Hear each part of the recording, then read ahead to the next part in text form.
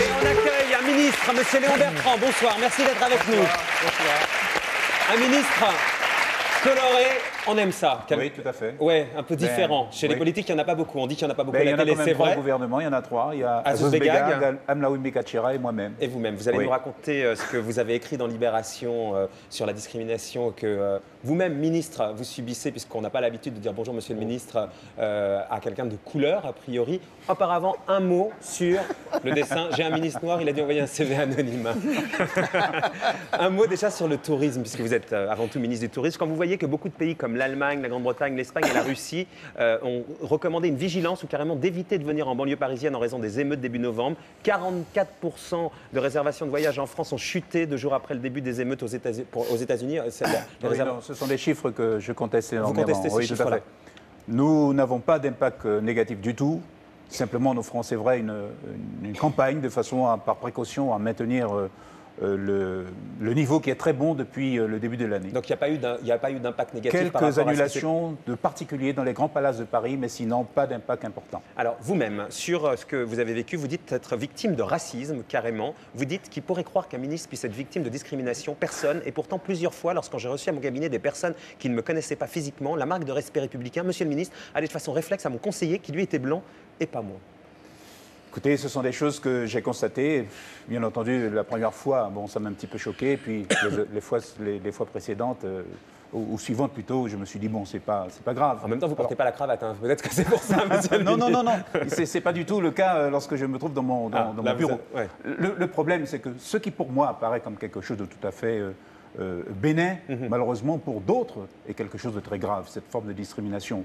Et si Les jeunes dans la rue, notamment. Tout à fait, les jeunes dans la rue. Et si aujourd'hui nous avons ce phénomène qui malheureusement a embrasé la France, c'est bien parce que cette discrimination prend une ampleur tout à fait particulière. Vous les comprenez, ces jeunes de la rue, puisque vous les connaissez. fait, vous dites, je sais que beaucoup se laissent aussi aller malgré eux à des actes de violence peu ordinaires dont ils sont d'ailleurs les premières victimes. Ceux-là ont perdu depuis longtemps toute illusion et tout espoir que suscitaient les principes ambitieux de la République. Moi, je comprends leur douleur. Donc, quand vous leur trouvez des circonstances plus qu'atténuantes.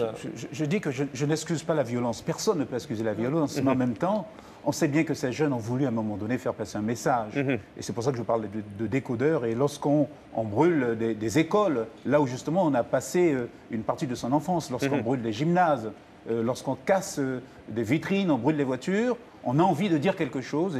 Et généralement, on a envie de le dire aussi dans le rap. C'est une musique qui est extrêmement expressive et c'est des paroles peut-être violentes, mais c'est des paroles qui dénoncent une réalité. Quand vous voyez, on va venir tout à l'heure dans un débat assez chaud avec un député UMP qui, avec 200 de ses collègues, demande des plaintes envers des groupes de rap. Vous dites quoi? Qu'ils sont à côté de la plaque, hein?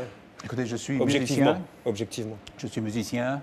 Et je pense qu'on ne peut pas laisser passer certaines paroles, ça c'est vrai. Et je pense que Corneille, qui est là, qui a vécu certainement dans sa chair beaucoup de choses, peut le comprendre. Ceci dit, le rap, il faut le voir là comme un véhicule faisant passer des messages. C'est le message qu'il faut modifier. Et le faire modifier, eh bien, il faut certainement accompagner les gens.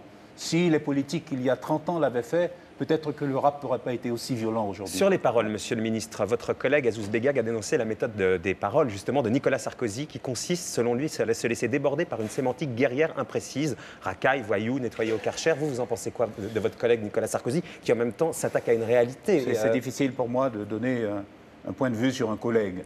Azouz Begag l'a fait. Hein. Écoutez, imaginez que je vous demande un point de vue sur quelqu'un d'autre. J'ai aucun problème pour le faire. Non, je crois que je n'ai pas du tout envie de donner un point de vue sur mon collègue. On comprend ce que ça veut dire, c'est que vous désapprouvez, quoi. Nous savons que Nicolas Sarkozy a des méthodes particulières. Il a un langage particulier. Je n'ai pas envie de donner du tout mon point de vue le concernant. Bon, on a bien compris ce que ça veut dire en creux. Vous dites... Non, j'ai simplement rappelé que pour le résoudre ces problèmes, il ne fallait pas simplement résoudre tout cela à des questions d'ordre public. Parce que la solution, elle est globale. C'est à la fois, certes, l'ordre public, tout de suite, peut-être pour amener le calme, mais après, c'est d'autres leviers qu'il faut tirer. C'est l'école, c'est l'éducation, c'est la lutte contre le chômage, c'est l'habitat, c'est autant de sujets qui doivent être en même temps appréhendés et réglés.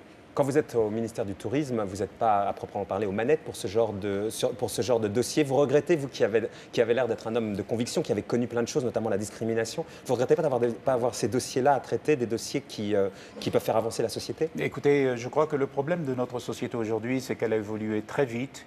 Et malheureusement, nous, je dis nous parce que je fais partie de ces gouvernements, ce gouvernement, plutôt, nous n'avons pas toujours eu, nous n'avons pas évolué avec la même vitesse. Je comprends bien les choses parce que je voudrais un petit peu ramener tout cela à moi. Je suis bien membre du gouvernement, mais je suis maire aussi d'une petite commune à Saint-Laurent-du-Maroni qui se trouve, je profite d'ailleurs pour saluer les Guyanais, puisqu'on vous regarde depuis là-bas 8000 km. Je suis maire d'une petite commune et là-bas, je vois justement ce genre de problème évoluer tous les jours. Et par conséquent, je comprends tout ce qu'il faut faire. Simplement, et quand vous arrivez dans votre ministère, vous ne trouvez pas les politiques déconnectées de la réalité que vous vivez? Vous savez, liberté, égalité, fraternité, c'est inscrit au fronton des mairies. C'est une belle utopie. Simplement, je dis qu'aujourd'hui, il faut donner un contenu à tout cela. Sinon, nous allons créer la désillusion.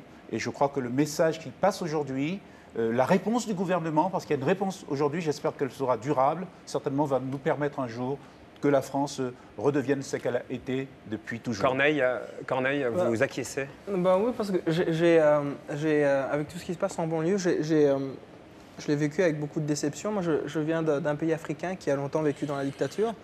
Et quand on pense à l'Occident, on pense liberté d'expression, par exemple. C'est des choses qu'on associe à l'Occident très facilement. C'est pas possible chez nous, c'est possible chez eux, quoi. Exactement. Et alors, quand j'arrive ici, que j'entends que... Alors évidemment, des paroles de violence, ce n'est pas nécessaire.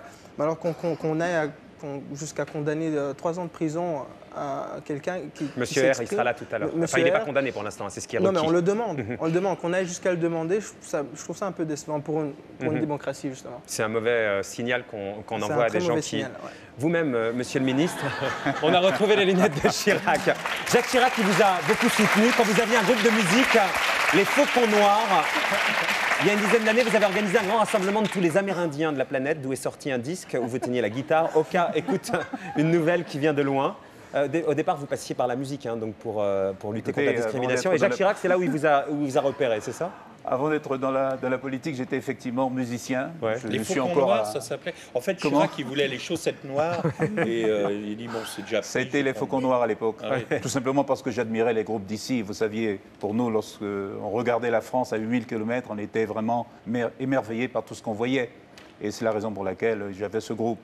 Bon, je pense que Jacques Chirac ne m'a pas simplement choisi pour ça, uniquement pour être musicien. Pour revenir, pour essayer de faire avancer la société, est-ce que vous êtes pour la discrimination positive? C'est le grand débat du moment, avec les pour, les contre. Sarkozy qui n'est pas d'accord avec le gouvernement là-dessus, sur la discrimination positive. Voilà, les quotas, est-ce que c'est la solution? Moi, je dis toujours que sur une ligne de départ, tout le monde n'a pas les mêmes chances. Il y a des plus faibles, et les plus faibles, il faut les pousser. Sinon, ils n'arriveront jamais. Et on peut dire que ça s'appelle la discrimination positive. Alors je sais que certainement beaucoup ne sont pas d'accord avec cela, mais nous pensons tous la même chose avec des mots différents. La discrimination positive, c'est de dire, voilà, il faut un quota, tant de pourcents de noirs, tant de pourcents de beurre dans les entreprises. Alors le terme de quota, oui, mais à compétence égale. À compétence égale, évidemment. À compétence égale. Simplement, il faut nécessairement donner un coup de booster, notamment au niveau des médias. Parce que quand on regarde Jacques Chirac en recevant tous les présidents de chaîne cette semaine. Lorsqu'on regarde aujourd'hui l'écran, malheureusement, cet écran n'est pas le miroir de la société ni dans française. Les ministères, monsieur le ministre. Vous savez bien, dans les ministères, il y a quasiment combien? Vous dites 3 ministres. Nous sommes à 3 sur une trentaine, ce qui est déjà pas mal. Oui, mais sur l'ensemble du personnel politique, à l'Assemblée. C'est vrai que j'aurais aimé que nous soyons davantage. Mais ça viendra, parce qu'il y a eu un coup de semence qui a été donné il y a quelque temps. Il y en aura certainement d'autres si on ne va pas plus loin. Mais je crois que cette fois-ci, on a bien entendu le message.